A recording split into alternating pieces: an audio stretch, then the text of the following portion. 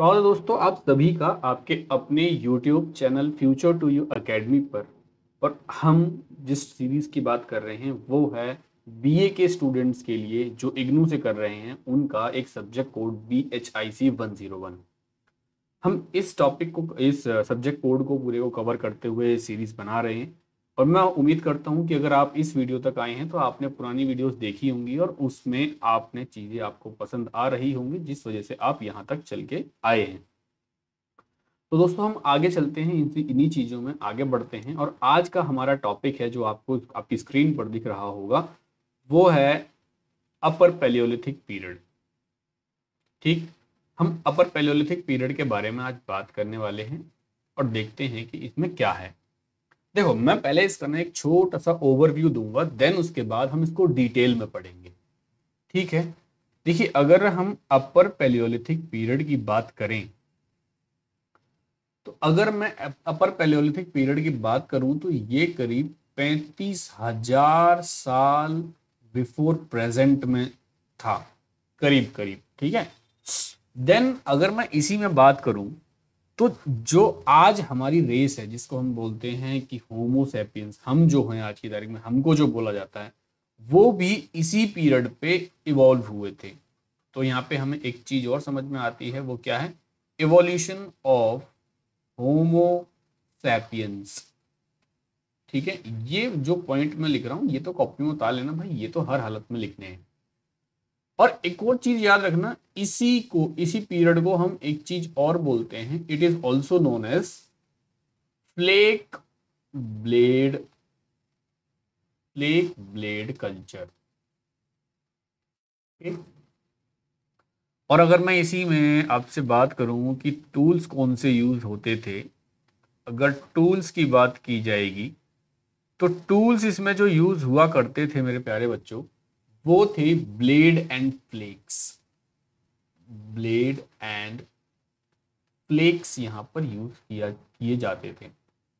Then अगर हम इसमें बात करें कुछ और चीजें, जैसे कि इसमें जो कुछ चीजें मिली हैं वो है, एक है केव शेल्टर्स मिले हैं, यहाँ पर केव शेल्टर्स मिलते हैं और केव पेंटिंग्स मिलती हैं। हम केव पेंटिंग्स के बारे में जब देखेंगे कि कुरनूल में है, भीमबेटका है। केव पेंटिंग्स में एक सबसे फेमस जगह है भीमबेटका। भीमबेटका जो है ये कहां पर है? मध्य प्रदेश के एक जिला है रायसेन। मध्य प्रदेश का एक जिला है रायसेन नाम का जिला है, वहां पर ये हमें भीमबेटका की मिलती है। एक और बात याद रखना, भीमबेटका एक यूनेस्को की वर्ल्ड हेरिटेज साइट है। यूनेस्को ने इसको वर्ल्ड हेरिटेज साइट घोषित किया हुआ है, वर्ल्ड हेरिटेज साइट। ओके, और हम इसमें एक और चीज देखते हैं कि यहां पर हमें मिलता है बोन हॉर्न्स, हॉर्न और बोन हॉर्न इम्प्लीमेंट मिलते हैं, इम्प्लीमेंट्स मिल जाते हैं हमको, आर फाउंड। अब एक और चीज याद रखना कि जो अपर पैलियोलिथिक पीरियड है, जैसे कि हमने देखा था सबसे पहले लोअर पैलियोलिथिक पीरियड था, देन आपका मिडिल पैलियोलिथिक पीरियड था, then afterward it is your upper palaeolithic period. ये चीजें ऐसे करके चल रही हैं। हमने देखा था कि जो आपका लोअर पैलियोलिथिक पीरियड था उसमें जो टूल्स औजार्स थे वो बहुत बड़े बड़े औजार थे, फिर उनका साइज और छोटा हुआ। हम देखते हैं वो मिडिल पैलियोलिथिक पीरियड में वो और साइज छोटा हो गया। अब यहां पर बातें ऐसी आई हुई हैं कि ये धीरे धीरे धीरे धीरे और छोटे ब्लेड्स होते चले जा रहे हैं और अब एकदम ब्लेड्स की तरह ब्लेड टाइप बनाए जा रहे हैं। तो इसीलिए यहाँ पे ब्लेड और फ्लिक्स की बात चल रही है। अब हम चलते हैं डिटेल में, चीजों को देखते हैं। देखो अब ये क्या क्या चीजें लिखी गई हैं। Upper palaeolithic is the third and the last sub division of palaeolithic period. ये बात समझ में आती है। Characterised by the great climax of human achievements. Upper palaeolithic culture जो था ये मेनली सबसे पहले फ्लोरिश कहाँ हुआ है? अगर फ्लोरिश करने की अगर हम बात करते हैं तो ये यूरोप में सबसे पहले, अगर इसको पता लगता है तो वो यूरोप है, साउथ वेस्ट एशिया है, अफ्रीका है, साउथ एशिया है और साउथ ईस्ट एशिया है। कब? जब अपर प्लीस्टोसीन का जो लेटर फेज चल रहा था, लेटर स्टेजेस चल रहे थे तब, तो इसी वजह से इसको लेट प्लीस्टोसीन भी कहा जाता है। इस अपर पैलियोलिथिक पीरियड को लेट प्लीस्टोसीन पीरियड भी कहा जाता है। एक्चुअली प्लीस्टोसीन वगैरह ये जो है ज्योग्राफी में टाइमलाइंस होती हैं तो उसके हिसाब से है। अगर हम इसी चीज में देखें, अगर ब्रॉडली अगर हम इसको डिवाइड करें, तो ये जो पीरियड है वो करीब 40,000 साल से 10,000 साल पहले, आज से 10,000 साल पहले एक कब माना जाता है। तो मैंने क्या लिखवाया था, 35,000 साल पहले का। तो ये 40,000 से 10,000 साल के बीच का जो समय है, आज से 40,000 साल पहले और 10,000 साल पहले का जो टाइम है, वो जो बीच का टाइम है, वो टाइम हम मानते हैं कि वो अपर पैलियोलिथिक पीरियड का टाइम है। इसी समय पर मैंने आपको बताया कि ह्यूमन स्पीशीज है, जिससे कि हम खुद कल्चरल फेज ऑटोमेटिकली, इसे हम बोलते हैं एनाटोमेटिकली, अगर हम एनाटोमिकली अगर हम देखें तो मॉडर्न होमोसेपियंस यहीं पे मिलते हैं, जिसके कि आज भी जो ह्यूमन स्पीशीज सर्वाइव कर रही है, वो आज भी उसको भी हम क्या कहते हैं, होमोसेपियंस। हम भी खुद क्या हैं, मैं जो बोल रहा हूं मैं भी होमोसेपियन हूं, आप सुन रहे हैं आप भी होमोसेपियन हैं। हम आज की जो स्पीसीज जो है, हमारी जो स्पीसीज है, उसको होमोसेपियंस कहा जाता है। हम we belong to this species. Upper palaeolithic culture जो है वो मिडल पैलियोलिथिक या मोस्टियन या फिर other flake tools culture is different part of the old world. ये हर जगह पे हम देख रहे हैं कि अपर पैलियोलिथिक कल्चर सक्सीड करता है किसको, मिडिल पैलियोलिथिक पीरियड को सक्सीड करता है। ये बात तो वैसे भी समझने की है, इसमें कौन सी चीजें। अब देखो यहाँ पे लिख रहा है कि अपर पैलियोलिथिक जो था एक टेक्नोलॉजिकल एडवांस थी। अब टेक्नोलॉजी थोड़ी सी और एडवांस हो गई थी, और अब हम स्टोन टूल्स को बनाने में प्रोडक्शन अब पैरेलल साइड ब्लेड्स बन रहे थे, दो तरफ, मतलब दोनों तरफ ब्लेड्स, ऐसी चीजें बनेंगी जो दोनों तरफ से ब्लेड्स होंगी, लेकिन एक तरफ से वो इतना पैना नहीं होगा और एक तरफ से एकदम धारी होगी। भाई साहब बहुत बढ़िया, इस तरीके से होगा। तो इसीलिए हम बोल रहे हैं पैरेलल साइड ब्लेड्स बनाए जाते थे, जिनको variety of tools blunting from one side, देखो एक तरफ से ब्लंट हुआ करता था। Blades are flakes but refined flat narrow ones, मतलब अब क्या है, और ही ज्यादा महीन, और ही ज्यादा पतले, और ही ज्यादा धारदार बनाए जा रहे थे। इलोंगेटेड इन शेप्स, और शेप में काफी लंबे हुआ, के शेप में लंबे किए जा रहे थे। अब पैरेलल साइड्स हुआ करती थी। तो ये सब दिखे दे रही हैं। और हमें अगर अब इन ब्लेड्स को बनाने के लिए क्या करते थे, जो कोर्स हुआ करते थे उनको ट्रिम किया जाता था, रिमूव, उनकी रफनेस को खत्म किया जाता था। फिर धीरे धीरे धीरे धीरे उनके सरकमफ्रेंस के अलोंग उनको स्ट्राइक करके उनकी कोर्स को और पंच किया जाता था, धीरे धीरे और रिमूव किया जाते थे।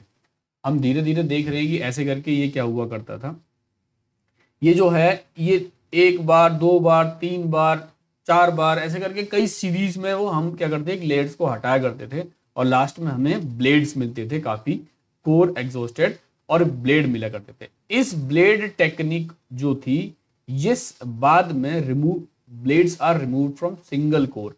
अब सिंगल कोर से सारे के सारे ब्लेड्स को निकाला तो जितने ब्लेड्स मिल जाते थे।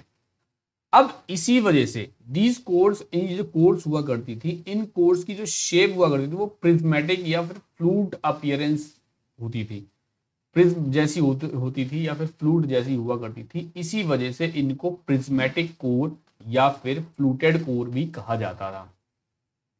ये जो ब्लेड्स थे और इनके ऊपर फिनिशिंग का काम किया जाता था, और धीरे धीरे क्या करता था, और इनको फिनिश करके और धारदार बनाया जाता था।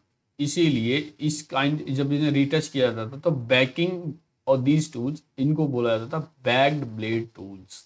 ठीक है, धीरे धीरे और अच्छे से जब महीन और फाइन किया जाता था, फिर लास्ट में इनको बैक्ड ब्लेड टूल्स भी कहा जाता था। अगर मैं अपर पैलियोलिथिक पीरियड में फ्लेक्स, वैरायटी ऑफ फ्लेक्स और कोर से जो टूल्स बनाए जाते थे उनकी बात करूं, तो जैसे कि एक ये बनते थे, साइड स्क्रैपर्स बनते थे, ओवेट स्क्रैपर्स बनते थे, नॉच्ड स्क्रैपर्स बनते थे, डिस्कॉइडल स्क्रैपर्स बनते थे, यूनिफेशियल स्क्रैपर्स बनते थे, बाईफेशियल फ्लेक पॉइंट्स भी बनते थे। ये सब चीजें हम देख रहे हैं।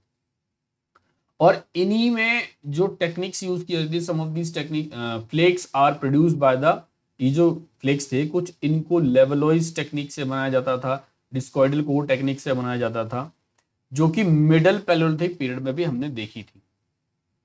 अगर मैं अपर पैलियोलिथिक पीरियड की बात करूं, वो भी इंडिया में, क्या इंडिया में, एक्चुअली बात ऐसी है कि ये जो जितनी भी इंडस्ट्रीज चल रही थी सारी ओपन एयर इंडस्ट्रीज थी।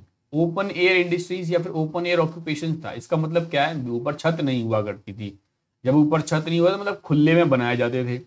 अब जब खुले में बनाए जाते थे तो जो स्टोन्स थे, चलो स्टोन्स से जो टूल्स बने थे वो तो बच गए, लेकिन जो हड्डियों से बनाए जा रहे थे टूल्स वो नहीं बच पाए। क्यों? क्योंकि भाई हड्डी एक बायोडिग्रेडेबल सब्सटेंस है, वो धीरे धीरे डिसइंटीग्रेट हो जाती है और टूट के खराब हो जाती, टूट के खराब मतलब नष्ट हो जाती है।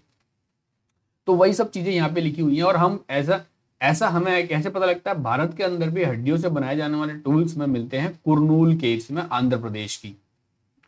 ठीक है, ये वहां पर हमें ये सब चीजें मिलती हैं। और कुछ प्राइमरी ऑक्यूपेशंस की जो साइट्स हैं वो है जैसे ये है रल्लाकलम, और एक है गुंजना वैली में जो साउथ ईस्ट एशियन घाट्स में मिलती है। यहाँ पर हमें कुछ बेस्ट एविडेंस मिलते हैं किसके? ब्लेड और बुरिन इंडस्ट्रीज हमारी कंट्री के अंदर में।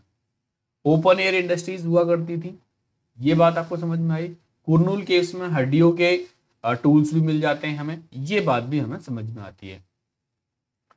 फिर अगर मैं रेडियो कार्बन डेट्स के हिसाब से और थर्मोल्यूमिनेसेंस टेक्निक के हिसाब से अगर देखूं तो जो अपना जो अपर पैलियोलिथिक पीरियड है उसकी जो डेटिंग आती है वो आती है करीब 40,000 BCE से 8,000 BCE।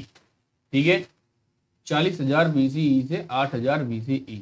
ये हम देख रहे हैं कौन सी? एक तो रेडियो कार्बन डेट्स है और थर्मोल्यूमिनेसेंस टेक्निक को यूज किया गया। जो कुरनूल केव्स में कुछ चीजें मिली है ना हमें, उनके ऊपर जब ट्राई किया गया, हमने उस टेक्निक से जब पता लगाया गया कि ये समय कितना साल पुराना है, तो हमें पता लगता है कि वह 40,000 BCE से 8,000 BCE पुराना है। उसके जो फॉनल रिमेन्स जो कुरनूल केव्स में मिल जाते हैं उनको भी हम अपर पैलियोलिथिक पीरियड से ही या फिर लेट प्लेस्टोसीन पीरियड एज से हम उन्हें अटैच करते हैं। अगर हम इसकी साइट्स के बारे में बात करें, देखो साइट्स हर चीज की जरूरी होती है। एक हो गई रोहरी हिल्स जो कि अपर सिंध में है, माइलस्टोन 101 इन लोअर सिंध में है, एक है चोपानी मांडो इन बेलन वैली, बागौर मध्य प्रदेश में, पैसरा मुंगेर में, लामा हिल्स बांग्लादेश की, हौरा और खोवाई जो रिवर वैलीज हैं वो वेस्टर्न त्रिपुरा की, कुरनूल आंध्र प्रदेश की। और ये कुछ ऐसी साइट्स हैं जिनको आपको याद करना है बेटा, ये तो आपको याद ही करनी है। ठीक है, तो अब आप सुन लो मेरी बात। क्वेश्चन जो कुछ होता है ना, क्वेश्चन आपसे डायरेक्टली यूं नहीं पूछेगा अपर पैलियोलिथिक इंडिया के बारे में बात करो। अगर ऐसे क्वेश्चन पूछेगा तो वो क्वेश्चन ज्यादा बड़ा नहीं, वो मुश्किल से मुश्किल 5 नंबर का ही होगा। अगर वो आपसे पूछ रहा है कि डिस्क्राइब प्री हिस्टोरिक पीरियड, क्या वो पूछता है कि डिस्क्राइब प्री हिस्टोरिक पीरियड, जब प्री हिस्टोरिक पीरियड की बात कर रहा है तो इसका मतलब ये है कि उसने पूरी की पूरी यूनिट 2 को बोल दिया कि भाई पूरी की पूरी यूनिट 2 को एक्सप्लेन कर दो। तो उसमें आप क्या करेंगे? सबसे पहले आप स्टोन एज के बारे में बताएंगे, देन उसके बाद उसमें पैलियोलिथिक पीरियड के बारे में बात करेंगे। पैलियोलिथिक पीरियड में तीनों के तीनों पार्ट जो हैं उनके बारे में बात करेंगे। तो इन सब चीजों के बारे में जब आप बात करेंगे, और अब एक बात रखना, हर एक में आपको उसके बारे में भी बताना है, उसमें कौन सी टेक्निक्स यूज की जाती थी वो भी बताना है, किस नदी के किनारे था या फिर किस जगह था ये भी आपको बताना पड़ेगा। और इनफैक्ट लास्ट में आपको वहां पर साइट्स भी मेंशन करनी पड़ेंगी, तब आपको एक अच्छे नंबर मिलेंगे। तो दोस्तों यहाँ की जो चीजें थी ये आपकी जो अपर पैलियोलिथिक पीरियड की थी वो मैंने यहाँ पे खत्म की। एक बार और ये लास्ट में देख लेना कि ये लास्ट में जो चीजें थी, ये जो अपर पैलियोलिथिक पीरियड में मैंने बताया आपको इवोल्यूशन ऑफ होमो सैपियंस, ये एक की पॉइंट्स हैं जो आपके दिमाग में रहने ही चाहिए। इवोल्यूशन ऑफ होमो सैपियंस हो गया, फ्लेक ब्लेड कल्चर हो गया, टूल्स ब्लेड और फ्लेक्स में होते थे, केव शेल्टर्स, केव पेंटिंग्स, भीमबेटका की, एमपी रायसेन जिले की यूनेस्को वर्ल्ड हेरिटेज साइट है, बोन होन्स इंप्लीमेंट्स पाए जाते थे यहाँ पे। तो ये सब चीजें हम देख रहे हैं कि ये सब चीजें मिलती थी। अगर ये आपको अब तक की वीडियो अच्छी लगी हो तो आप इसे आगे शेयर अपने दोस्तों को करना ताकि वो भी अच्छे से नंबर ले आ पाए। और हम नेक्स्ट वीडियो में और नेक्स्ट टॉपिक के साथ मिलेंगे, तब तक के लिए धन्यवाद, टेक केयर, बाय बाय, जय हिंद, जय भारत।